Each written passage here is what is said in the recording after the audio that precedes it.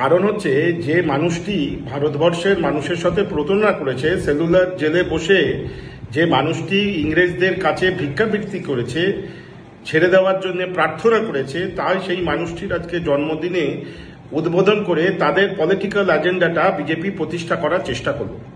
আমাদের ভারতবর্ষের যে সংবিধান আছে, যে সংবিধানে বলা আছে সব ধর্মের কথা, সব জাতির কথা এবং ইকুয়ালিটির কথা বলা আছে, সবাইকে নিয়ে একই সূত্রে বাঁধিয়ে আছে, সহস্র জীবনের কথা বলা আছে, সেই সংবিধানকে আজকে ধ্বংস করার পথে আমাদের কেন্দ্রীয় সরকার অগ্রসর হয়েছে।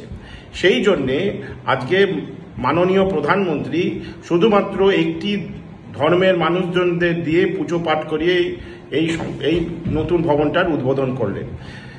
উনি যখন গোপনীয়তার শপথ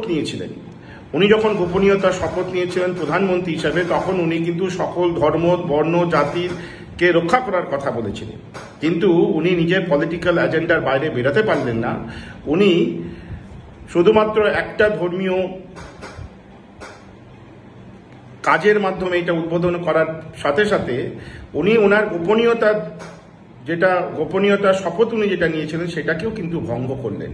তার সাথে সাথে আমাদের